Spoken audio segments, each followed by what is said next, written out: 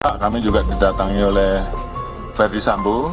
Saat itu saya tanyakan, kamu bukan pelakunya, karena saya akan ungkap kasus ini sesuai fakta. Saya sampaikan begitu, dan waktu itu kemudian setelah itu kami bentuk tim sus. Dan saya buktikan bahwa karena memang saat itu dia menyampaikan kepada kami peristiwa skenario Duren 3, ya saat ini kita buktikan bahwa yang bersangkutan kita proses. Dan kami juga mendapatkan CCTV, Pak, walaupun itu kopi dari flash disk, tapi menggambarkan peristiwa yang terjadi di Duren 3, di mana cerita awal Joshua dikatakan sudah meninggal pada saat Ferdi Sambo datang. Di CCTV tersebut terlihat bahwa Joshua masih hidup pada saat Ferdi Sambo datang. Sambo ini adalah seorang bajingan. Sambo ini bukan seorang bajingan. Hanya dia mendompet dengan pangkatnya itu, tapi saya tidak melihat dia seorang bajingan.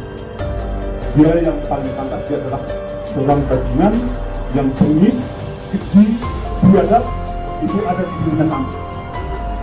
Ini proses sampai sudah memberikan seruan dengan keras sehingga membuat Polri mau terbuka. Polri mau melakukan penyelidikan ulang dan bahkan mau memperbaiki kesalahan yang telah dilakukannya terdahulu. Ya. Dengan pengumuman 2 hari lalu, Selasa ya, itu membuktikan bahwa tidak semua polisi itu brengsek. Masih ada polisi yang punya nurani. Itu terbukti. 25 personil ini kita periksa terkait dengan ketidakprofesionalan dalam penanganan TKP dan juga beberapa hal yang kita anggap bahwa itu membuat proses olah TKP dan juga hambatan-hambatan dalam hal penanganan TKP dan penyidikan yang tentunya kita ingin bahwa semuanya bisa berjalan dengan baik.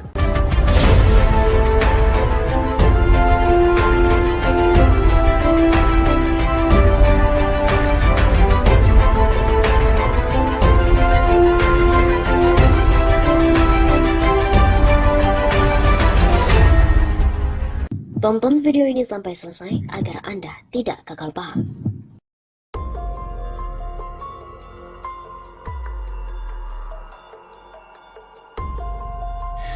Kamarudin Simanjuntak minta bantuan ke TNI usut dana mafia yang mengalir ke rekening Ferdi Sambo.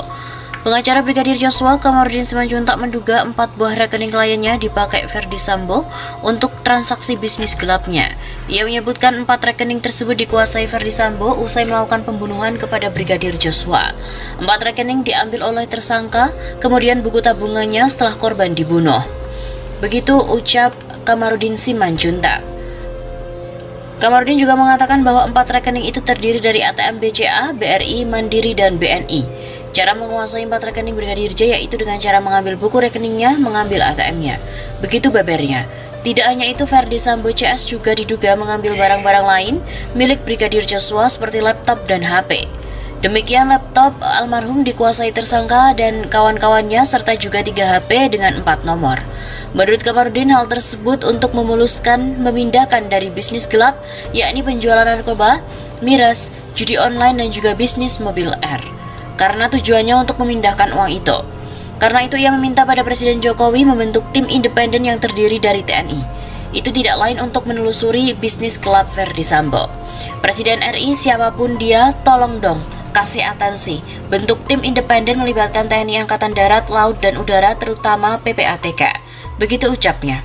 Bahkan menurut Kamarudin, 4 rekening Brigadir J diyakini masih bertransaksi atau menerima uang dari bisnis gelap Ferdi Sambo sampai hari ini.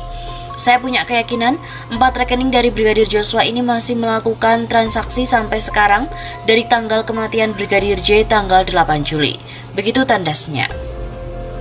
Selain itu, pakar pidana juga ikut berkomentar bahwa penegak hukum dan juga PPATK perlu menelusuri dana taktis Sambo yang diduga didapat dari mafia. Aparat penegak hukum diharapkan menindaklanjuti temuan adanya dugaan aktivitas mafia yang melibatkan mantan Kadif Propam Polri Irjen Verdi Sambo dan diketahui oleh Brigadir J alias Nofriansyah Huta Barat. Pakar hukum pidana dari Universitas Al-Azhar Indonesia, Suparji Ahmad menyatakan, temuan adanya dugaan-dugaan dana taktis yang diduga didapatkan Sambo dari para mafia dan diketahui Brigadir J itu harus dibuktikan aparat penegak hukum. Dalam hal ini, dengan melibatkan Pusat Pelaporan Analisis Transaksi Keuangan atau PPATK untuk menelusuri rekening yang diduga menampung dana dari aktivitas mafia. Supaya ada kepastian hukum, mencegah fitnah dan munculnya berbagai spekulasi, sebaiknya temuan tersebut ditindaklanjuti dan agar lebih akurat perlu melibatkan PPATK, kata Profesor Suparji kepada redaksi Kantor Berita Politik RMOL, Rabu 17 Agustus. Selain itu, Suparji juga meminta pada pihak-pihak yang memiliki bukti-bukti terkait kasus penembakan Brigadir J agar kooperatif dengan aparat penegak hukum. Itu tidak lain agar kasus yang menetapkan Verdi Sambo sebagai tersangka itu semakin terang benderang. Jika ada pihak yang punya bukti, sebaiknya mendukung untuk membuat terang benderang perkara ini secara prosedural, proporsional, dan sesuai kewenangannya. Pungkasnya, motif kasus pembunuhan Brigadir J yang didalangi oleh mantan Kadif Propam Polri Irjen Verdi Sambo di rumah dinasnya di Kompleks Polri Duren 3 Jakarta Selatan belum juga terungkap. Pengacara Brigadir J, Kamarudin Simanjuntak mengatakan dugaan motif kenapa Brigadir J dihabisi bukan karena persoalan pelecehan atau bahkan melukai harkat martabat keluarga yang diungkapkan Verdi Sambo pada penyidik, melainkan adanya aktivitas mafia yang diketahui oleh Brigadir J. Ada motifnya dengan mafia ini ada kaitannya dengan dana-dana taktis itu.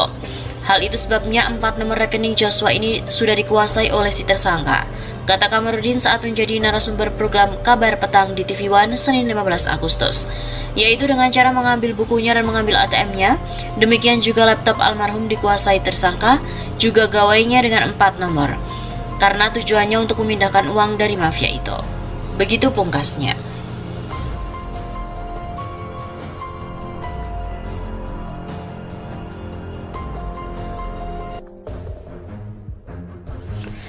Fahmi Alamsyah diduga terlibat skenario Verdi Sambo.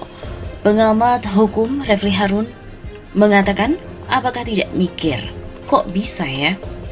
Penasihat ahli Kapolri Fahmi Alamsyah mengaku dihubungi oleh Verdi Sambo 2 hari setelah kasus penembakan terhadap Brigadir J.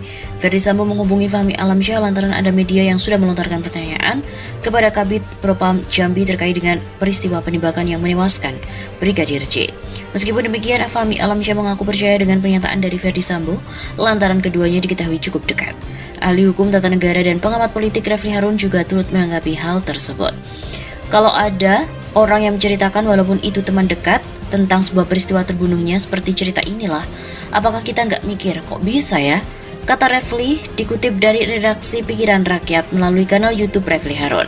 Menurutnya, meskipun ada hubungan pertemanan, namun perlu memastikan bahwa informasi yang disampaikan adalah benar. Refli Harun mengatakan bahwa hal seperti itu akan berdampak bagi orang-orang yang berprofesi di bidang serupa.